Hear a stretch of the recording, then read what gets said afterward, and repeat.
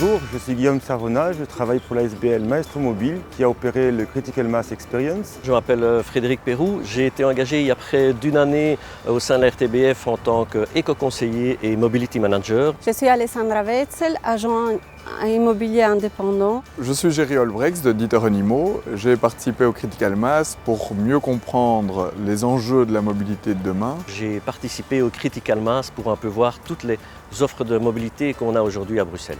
J'ai participé au Critical Mass pour voir s'il y avait moyen d'éviter de prendre la voiture et d'éviter les embouteillages. Dont l'idée était de mettre à disposition un maximum de modes de transport différents et d'alternatives à la voiture individuelle pour encadrer et aider les managers à pouvoir se déplacer autrement. Eh bien, mon expérience au sein du Critical Mass a été vraiment très positive et constructive parce que ça m'a permis d'un peu découvrir toutes sortes de formes de mobilité qui existaient à Bruxelles que je ne connaissais pas et j'ai pu les tester. Donc je me suis rendu compte en fait que maintenant souvent je compare un peu, je dis que la voiture est à la mobilité, ce que le plat préparé est à la cuisine. Donc on croit que c'est plus rapide, mais c'est en fait pas du tout vrai. Il n'y a pas vraiment nécessité d'avoir une voiture et je pense que si un agent immobilier peut se passer de la voiture, tout le monde peut le faire. J'ai remarqué que notamment pour les petits trajets qu'on peut juste pas faire à pied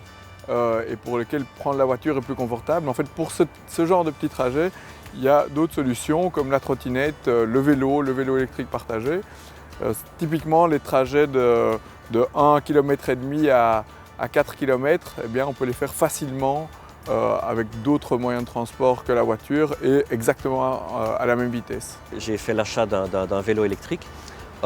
Et donc je l'utilise maintenant depuis quelques mois et j'en suis vraiment ravi. En tout cas, c'est maintenant le jour où je dois prendre la voiture, c'est plutôt pour moi, je veux dire, plus difficile qu'auparavant. Je suis content quand je peux partir en vélo parce que je sais que je serai plus à mon aise et donc je ne vais pas être ennuyé par les embouteillages. Je pourrai mieux également aussi planifier ma journée, donc ça a vraiment changé. Alors après 6 mois d'expérience, on a revu la plupart des participants et on a pu voir que les changements, les comportements avaient changé avec des personnes qui utilisent davantage les transports en commun, les mobilités alternatives, qui utilisent moins leur véhicule ou qui ont acheté ou qui pensent acheter un vélo électrique, une trottinette électrique. Donc il y a un vrai impact de cet événement sur la mobilité des participants.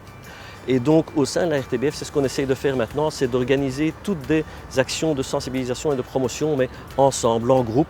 Par exemple avec ProVélo où on fait des séances de coaching ensemble, avec la VRT également, mais pour accompagner les gens, parce que c'est vrai que ce n'est pas toujours facile de s'y retrouver dans toutes ces formes de mobilité avec des outils différents, etc. Donc ça m'a permis de comprendre que c'était très important de faire ça ensemble et pas d'abandonner les gens. Je pense arrêter mon leasing pour la voiture.